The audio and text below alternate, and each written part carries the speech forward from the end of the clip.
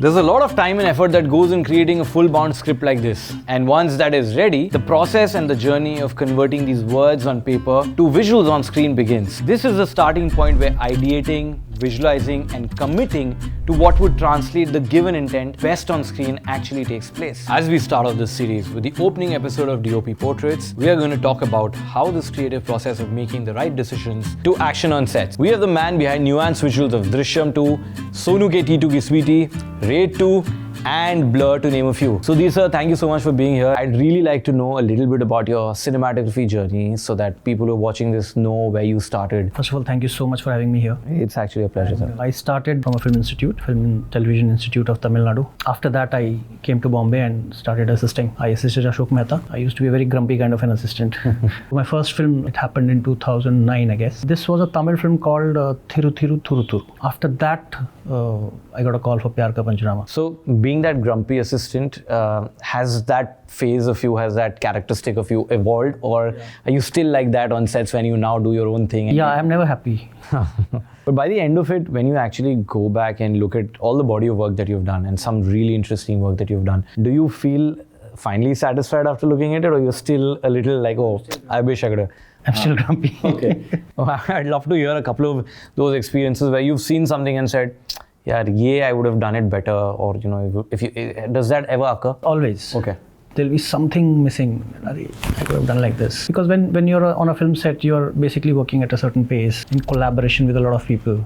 So sometimes you feel, probably if we had the time, if we had the permissions, or if if we had an extra car standing there, or the color of the wall was blah blah blah. I'd like to understand what led to the evolution of creating your own process, and I'm sure now you have your own process every time you know that you get a script. What are the next few steps that you apply in all of your films that you do or have been doing for the last couple of years? I think it's a case with all good teams, the process of exchanging ideas. So you read a script and you just start bouncing ideas. From there we start planning it out.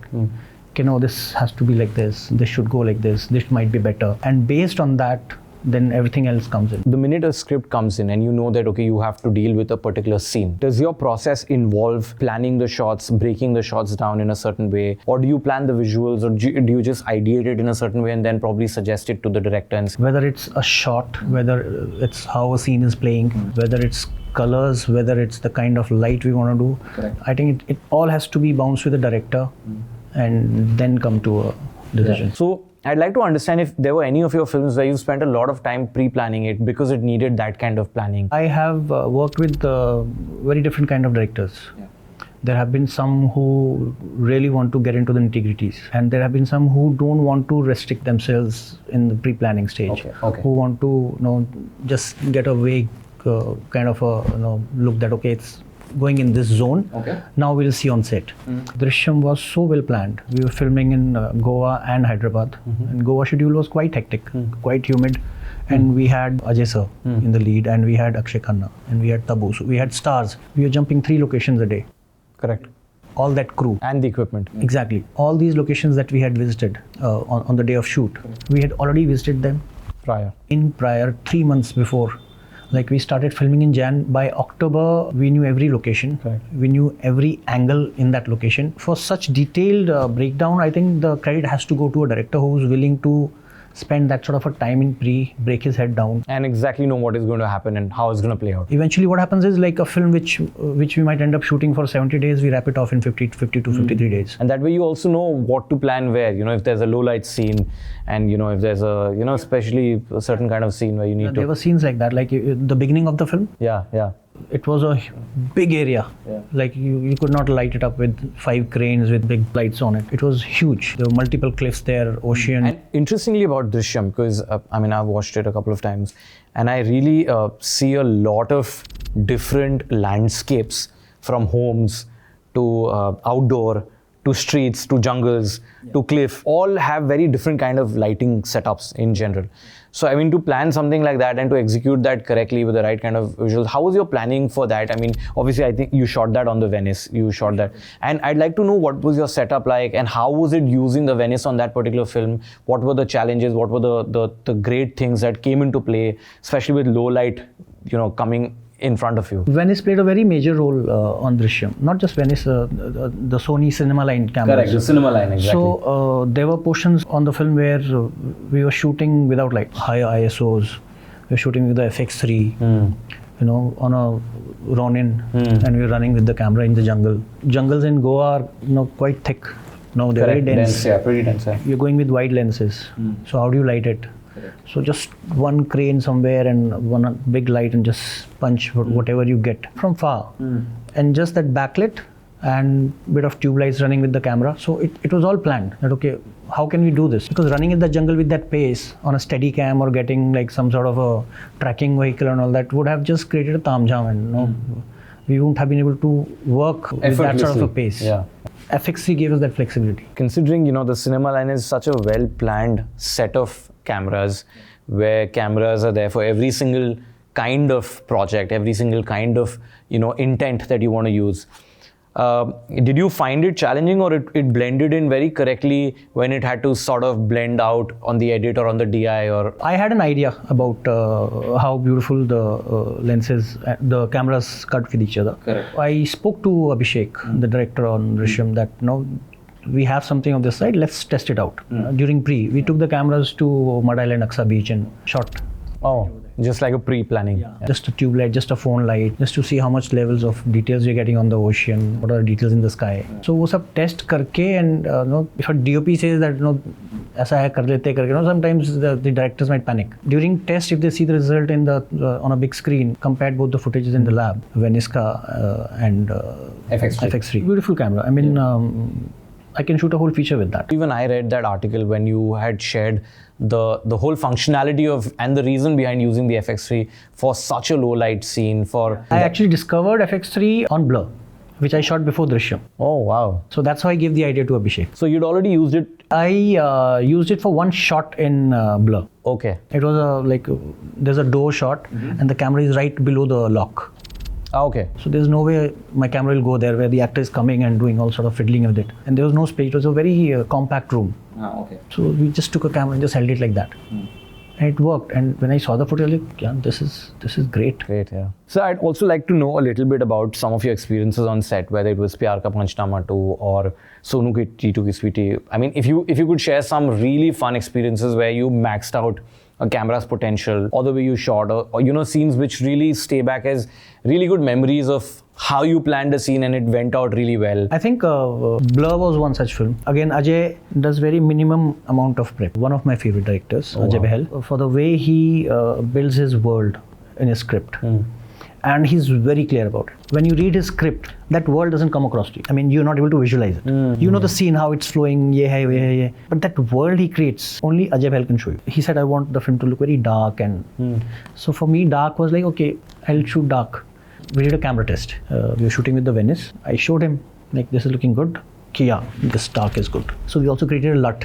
And we kind of, injected that LUT into the camera. Where what I had done was, just to be on a safer side, I sat with my colorist and made a LUT where the LUT will make the image look a little more darker. Yeah. But I'll still have some room to play with in post. I applied that LUT on the test footage and I showed it to Ajay, and he was like, fantastic, it looks good, let's go with this. Cut to first day of shoot, there was a shot of a car coming to this hill station, and one bungalow was there. Took a shot and Ajay calls me up. Okay, you know what, I think we should go a little more dark. I was like, are you sure? Because then we are getting into really not on the bluer zones of exposure. Yeah. So it's like, yeah, I think that's how the film should feel. Like, it gave me jitters, like, okay, anything goes wrong on exposure. Like, we're going into really, underexposed zones. Yeah. That was quite challenging. I think we shot the film for around 42 days. We were literally lighting up with just China balls, and a tube light dropped here, a bulb dropped here. There were days where on the monitor, Ajay would say, I can't see anything. Just come and see on the viewfinder. Yeah. So, peep and हाँ, there is information. So, एक dark room में जो ambience होता है ना, उसमें लोग move कर रहे हैं. Light चले जाए तो फिर भी आँखों में से थोड़ा दिखता है ना. Correct. वैसा feel चाहिए. And you shot that on the Venice.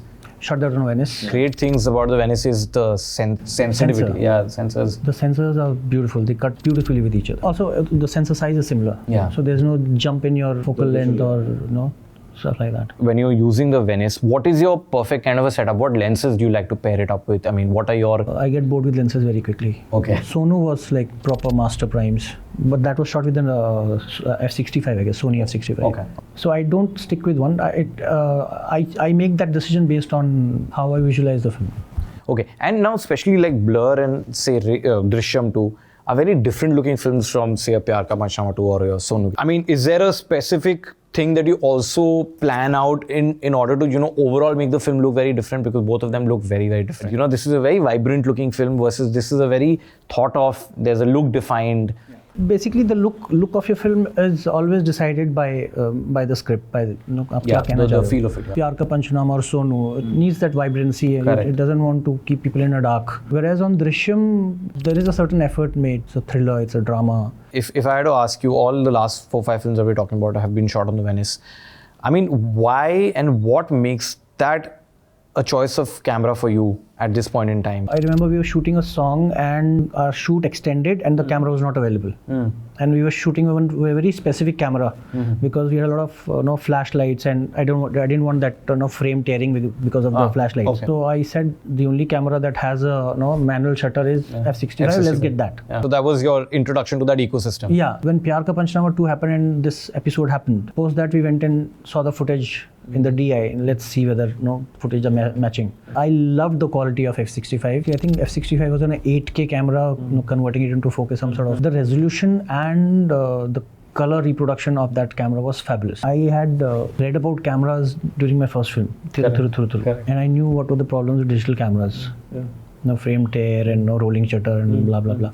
And then there was the Red, which had a lot of resolution, and I thought it lacked that color reproduction. Sony f/65, I think it perfectly fit in that bracket where it had great resolution and great color reproduction. So I became a fan of Sony. Yeah, great, this is the camera. And with Venice, I think I'm able to make those last minute changes quickly. Like if I want to change an ND, just dial a shot, tuck. In a second it happens. As a DOP, you have a team. And what stage does your team get involved? And when do you discuss what you need? And because I'm sure you get in conversation with your gaffer, your first AC, you plan some things.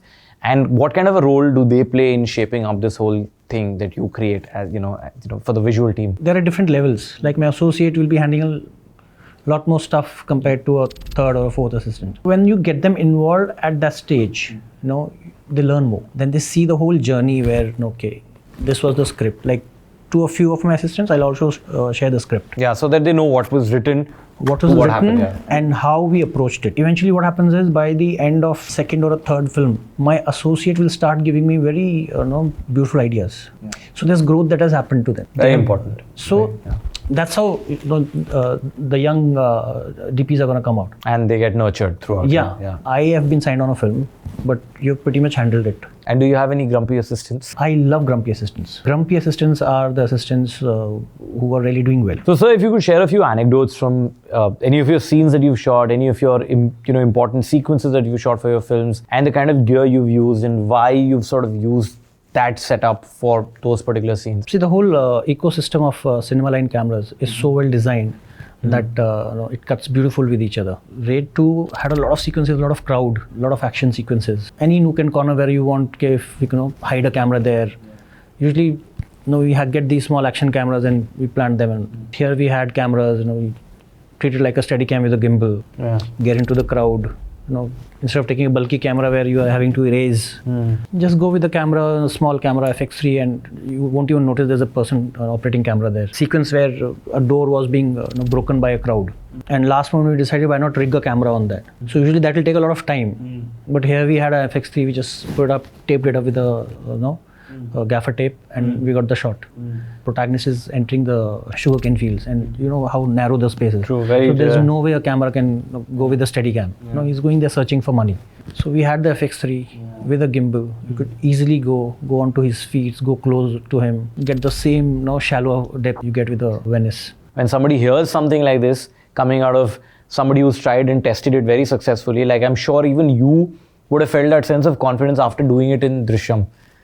For yourself to repeat something like that and sort of accentuate Best is it on your monitors it doesn't look different. Exactly. If I have a LUT going on my Venice, there's a LUT going on an FX3. That blend works out. Yeah, you should. Amazing. Free will, like use this or that. Lovely. And like you said, you would love to, you could even shoot a full-blown feature film on an FX3. So on Raid we had one camera on a Steadicam, one with a big zoom on sticks, another one handheld, and there's one with a gimbal. And usually what we do is sometimes if we have a camera which is of not that great a quality, we'll use it as a last option to, okay, you take that shot that we might not use. Yeah. But here we are, just Steadicam is busy there. Okay, this one also you want with a Steadicam. You do one thing, take both the cameras. Correct. Take a FX3 on a gimbal and a Steadicam. Correct. It does cut beautifully. And you get an additional shot. Very beautiful, which is so valuable at times. I'd like to know a few good know-how tips for upcoming cinematographers, DOPs, that, you know, as methods of practice that you really need to follow when you're trying to get there, you know, create a certain look, a certain style for yourself, a visual narrative, a visual storytelling method. So if you could share a few. There is a difference in kids who come now, they want to get out quickly. Correct. So I think a person needs to just hang in there for some more time, because on every film my approach will be different. Like somebody comes to assist me or something. True. My approach is different. And basically what changes is not your cameras, not your, that doesn't change anything about the film. What changes is the lighting. Correct. Learning how to light is what a DP needs to know the best. And to know that, you need to spend more time. Make mistakes, learn. Make mistakes, learn. And I think that's what youngsters should pay attention to. I think a DOP lives the film without the film even being made, as he plays one of the most important roles in committing to what is being captured as the narrative. The choices of shots, lighting play such an important role in creating that connect with the audience. After all, what we hear and what we see is our only connection to the emotion being elicited. Stay tuned as another such episode takes us through amazing experiences of another incredible portrayal of a DOP in the next.